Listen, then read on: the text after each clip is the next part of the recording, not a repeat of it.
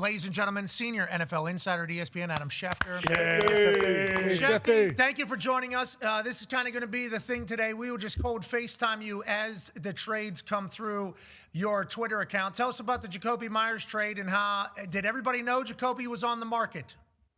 Well, he had asked for a trade earlier in the season, Pat, and the Raiders knew that he was on an expiring contract, set to expire after this year.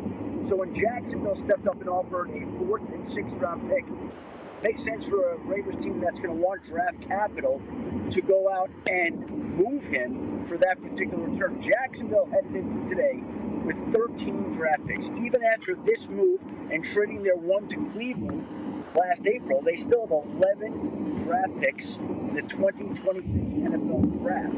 And so Jacksonville wanted to shore up the wide receiver position. We've got Travis Hunter on IR with a knee injury. He's out indefinitely, at least 3 more weeks, quite possibly longer. And then you also have Brian Thomas, their wide receiver. He suffered a low-grade high ankle sprain on Sunday. Now, he thinks he might be able to play this week, but you don't know, and they want to do everything they can. Hey, you're covering the speaker. You're covering the speaker, I think. You're covering... I'm trying to figure out what's best, the speaker or the camera. We'd like to be able to hear you. You can't cover. You're covering the speaker, I think, again right now.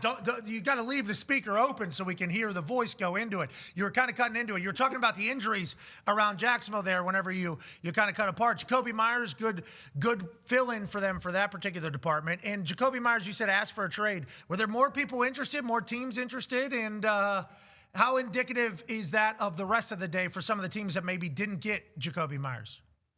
Well, the one team that also called on him, how do I get myself in the picture? Here we go. The one team called on him was Pittsburgh. Pittsburgh expressed some interest in Jakobi Meyers, but obviously Jacksonville really stepped up to get something done here. Those are the 2 teams, I think, that really wanted to add Meyers to their roster. I know Buffalo's been mentioned, but Buffalo did not check in on Jakobi Meyers, to my understanding. They were interested in other players.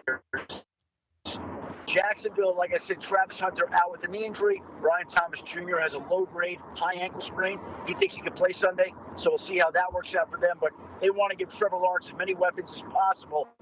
Put this team in position to make the playoffs, so they add Jakobi Meyers today. You're the man. We appreciate you. We'll follow along with your Twitter account as trade deadline looms 3 hours and 48 minutes from now. Ladies and gentlemen, Adam Schefter. Well, joining us again, senior NFL insider for ESPN, Adam Schefter. Shefty, so what's going on? Well, Pat, I just don't think we're done yet for the day. I think that we have a chance to have more activity. It doesn't mean it'll come down, but the phones, they're lighting up right now, and we'll see if more stuff is going to get done. It's been a crazy day. Obviously, we brought up the Rashid Shaheed trade. The Seahawks are sending 4th and 5th round picks in this year's draft to the Saints in return for Rashid Shaheed. So he goes to the Seattle Seahawks. Jakobi Meyers goes to the Jacksonville Jaguars. Sauce Gardner goes to the Indianapolis Colts. Logan Wilson went this morning from the Bengals to the Cowboys. And like I said, I just don't think we're done yet, Pat. I think this has turned into a crazier day than I think most people expect. I said to you this morning, we get a few moves today, a few moves, right? We've gotten a few, but they were of larger magnitude. And I started to tell you before when I was really interrupted by the cell service that is not great here in Connecticut, but now we're in a good spot, that the Colts felt like they needed to have some luck to get this done.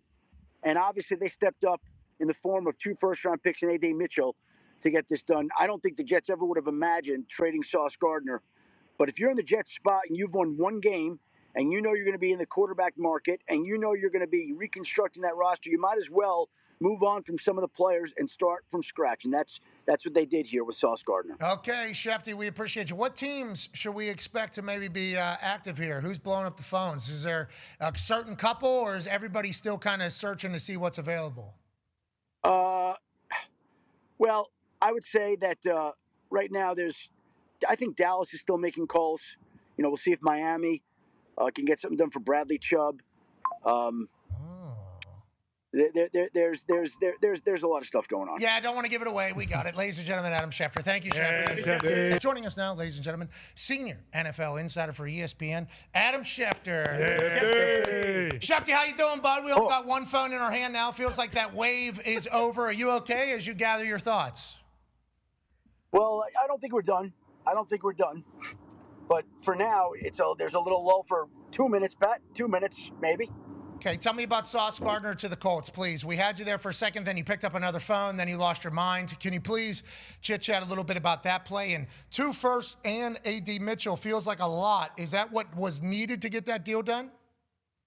You know, the Jets signed him to a 4-year, $120.4 million contract extension this summer.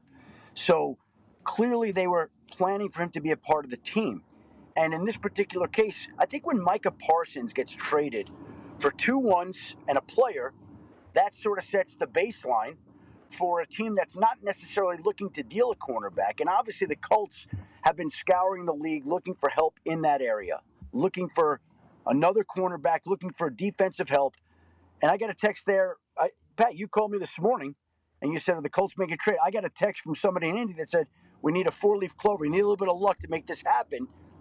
So obviously they felt like the luck kicked in and they were able to get it done. Now the conversations between the Jets and the Colts have been going on for weeks. Wow. And they went until the trade deadline today. And obviously at noon or so, what time? 1:20. I don't remember what time this came down. Half hour ago. The Jets felt comfortable to make this trade. The Colts felt comfortable to make the trade. The Jets now have 4 first-round draft picks the next 2 years. Look, they're going to be in the quarterback market. They're going to be a quarterback team in the next 2 years, whether that's this year or next year. But it looks like, in a way, they're kind of tearing some things down and rebuilding. And the Colts know that they have an opportunity in much the way the Commanders did it this time last year when they traded for Marshawn Lattimore and the Commanders went to the NFC Championship game. The Colts obviously view this as a window to take advantage of it. They have Daniel Jones on a friendly quarterback deal. And so they went ahead and they traded 2 ones to the Jets, along with wide receiver A.D. Mitchell, who obviously had lost his place in Indy because of that fumble early in the season. And the Colts have other receivers as well. So Jets need receiver help. They trade for John Mechie last week. They trade for A.D. Mitchell this week. And they had 2 ones as well. Okay, so A.D. Mitchell also threw a pick 6 last year and said that guy looked like Ed Reed. He threw it to. I mean, there's just a lot of things that did not go right for A.D. Mitchell. Hey, Pat, go ahead. You want to call me back in 2 minutes here? I get calls coming in here. Yep, you're the man. Senior NFL insider for ESPN, Adam Schefter. Schefter. I don't think the day's done. I think there's more to come, you said. I don't know if you knew it was going to be coming from the New York Jets. They're doing full rebuild right now. Is that what we're seeing in New York? Yeah, I knew that one was coming. They've been working on Quinnen Williams all day. Oh. That was the one that the Dallas Cowboys were working on. That's why when Sauce came down, I thought Quinnen was getting traded. And all of a sudden, it was Sauce, which was unexpected at that moment. And now they're trading Quinnen Williams. It'll be at least a first-round pick.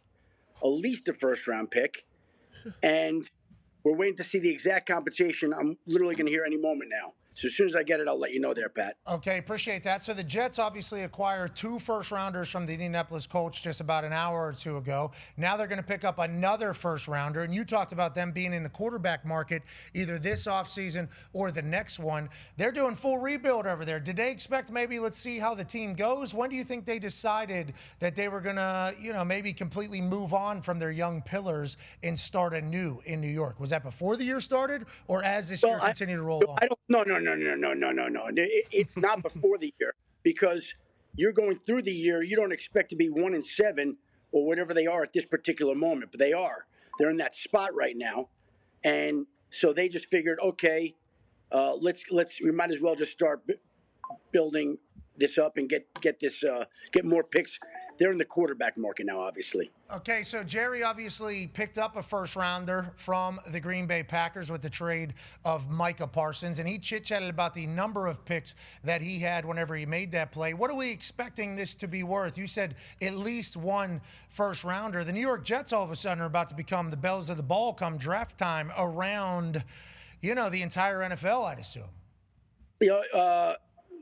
Yeah.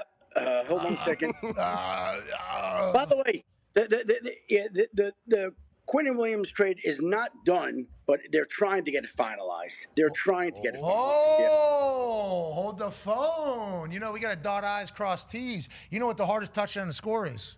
What's that? Well, without the tush push, goal line. Yeah. You know, it's those final inches that are always the most difficult because we got everything else done. Are we going to let these things hold up the thing? Yeah, we actually will.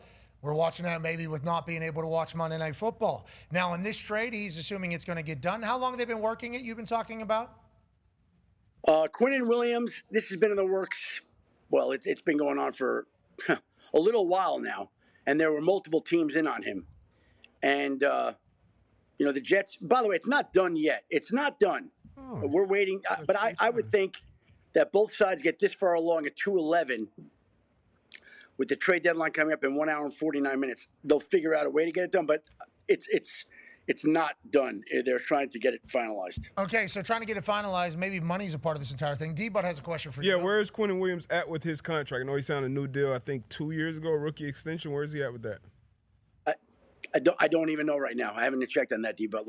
I would think he's good, but when you go to a new team, you're going to have some leverage because the team is going to be giving up an awful lot to get you. Mm-hmm. So that'll be advantageous for Quinnen Williams, but I don't even know how much time he's got left on his deal. I haven't looked yet. Okay. Are you in a diner right now? What do you have going on right now?